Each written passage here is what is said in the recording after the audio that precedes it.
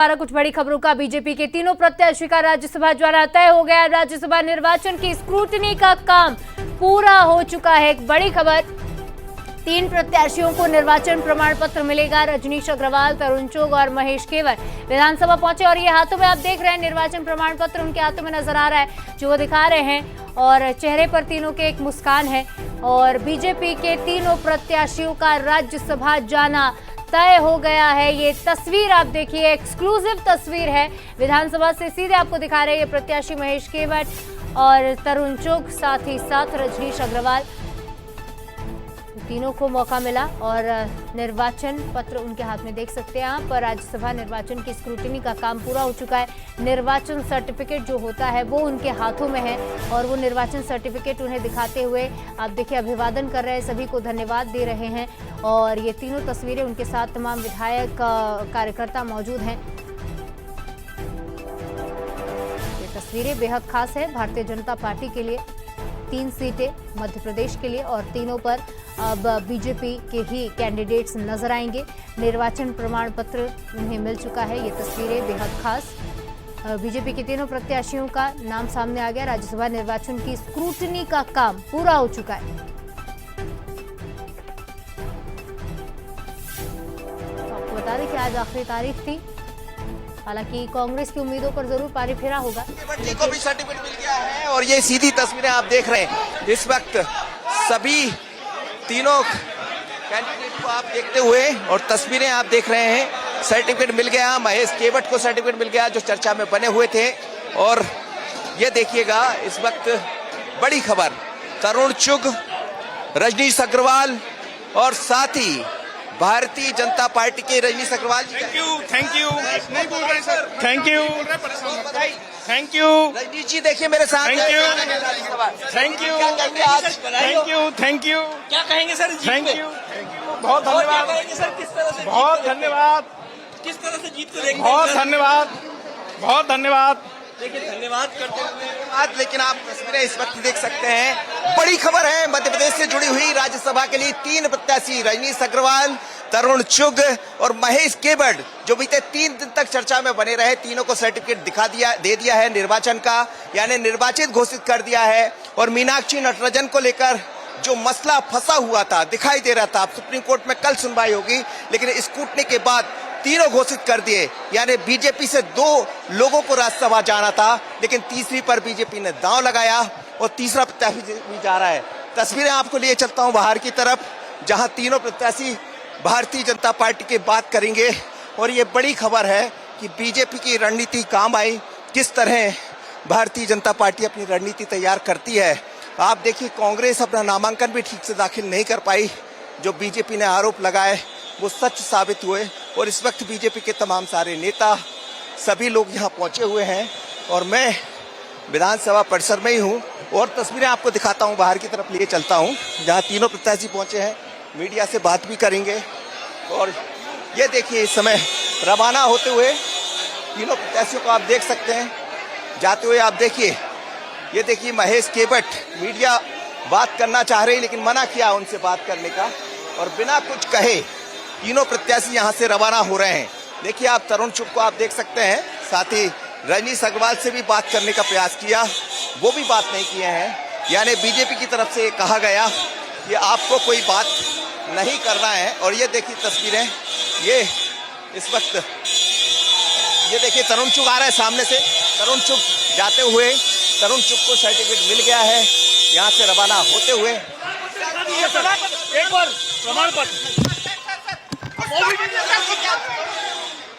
तो ये देखिए आप तीनों यहाँ से रवाना हो गए हैं और तीनों को सर्टिफिकेट मिल गया। आज की बड़ी खबर सबसे यही है कि सर्टिफिकेट तीनों को सर्टिफिकेट मिल गया। अजय जी देखिए, भारतीय जनता पार्टी के तीनों प्रत्याशी निर्विरोध निर्वाचित हुए हैं। तीनों प्रत्याशियों को निर्वाचन का प्रमाण पत्र मिल चुका है। भारतीय जनता पार्टी के तीनों उम्मीदवार मध्य प्रदेश का पक्ष मजबूती से राज्यसभा में रखेंगे। लेकिन जो बात चल रही थी कि मीनाक्षी नटराजन जाएगी और ये सब आखिरकार सर्टिफिकेट तो आपने दिलवाई दिया। देखिए, कांग्रेस के बड़े बड़े नेता नहीं चाहते थे कि मीनाक्षी नटराजन चुनाव लड़े, इसीलिए उनके द्वारा ऐसा नामांकन में त्रुटि करवाई गई जिससे उनका नामांकन निरस्त हुआ। ये कांग्रेस की आंतरिक साजिश है। भारतीय जनता पार्टी चुनाव के लिए पूरी तरह तैयार थी। जो भी हुआ है वो कांग्रेस की आपसी गुटबाजी की वजह से हुआ है। कौन सी रणनीति थी जिसमें तीसरे को भी आप ले जा रहे हैं? देखिए, कांग्रेस में जिस तरह का असंतोष था वो स्पष्ट था। ऐसे में राजनीति में संभावनाओं के अनुसार निर्णय लिया जाता है। हमारे तीनों प्रत्याशी जीतने की स्थिति में थे, इसीलिए हमारे उम्मीदवार जीते हैं। चलिए, तो आप देख रहे थे इस वक्त सीधी तस्वीरें और मैं विधानसभा परिसर के बाहर खड़ा हूं, जहां तीनों प्रत्याशियों को निर्वाचित घोषित कर दिया गया है और रजनीश अग्रवाल जी और साथ ही आशीष जी को आप जाते हुए देख सकते हैं। तीनों ने बात करने से मना किया क्योंकि बीजेपी की तरफ से शायद ये निर्देश होंगे कि बात नहीं करना। लेकिन बड़ी खबर है, बीजेपी के लिए 2 नहीं 3 प्रत्याशी राज्यसभा यानी उच्च सदन में पहुंच रहे हैं। निश्चित तौर पर मनोज जी, जिस तरह की तस्वीरें हमने देखी, एक बड़ी खबर है, एक बड़ा अपडेट है कि निर्विरोध निर्वाचित किया गया है। भारतीय जनता पार्टी के तीनों कैंडिडेट्स अब राज्यसभा पहुंचेंगे और पक्ष रखेंगे मध्य प्रदेश का।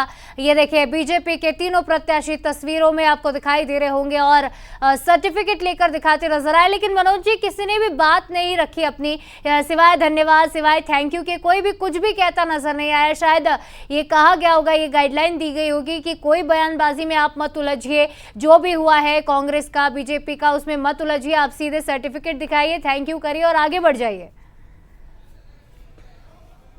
देखिए, बीजेपी के इन तीनों प्रत्याशियों के लिए तो सबसे बड़ा दिन है क्योंकि वो तो निर्वाचित हो चुके हैं। अब हम ये कह सकते हैं कि वो राज्यसभा के सदस्य बन जाएंगे जैसे ही वहां शपथ लेंगे, लेकिन यहां से निर्वाचन होने के बाद वहां पहुंच जाएंगे। लेकिन बीजेपी रणनीतिक तौर पर बहुत अलग तरह से काम करती है।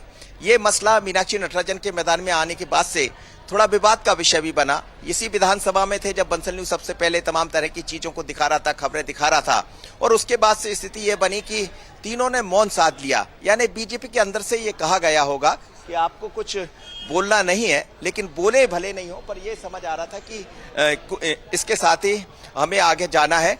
पर नहीं बोलना भी शायद ये बताता है कि रणनीतिक तौर पर बीजेपी ने अपनी तैयारियां की थी कि आपको बोलना कुछ नहीं है, लेकिन आपको सर्टिफिकेट लेकर निकल जाना है। इसीलिए उन्होंने थैंक यू किया, धन्यवाद किया और यहां से चले गए।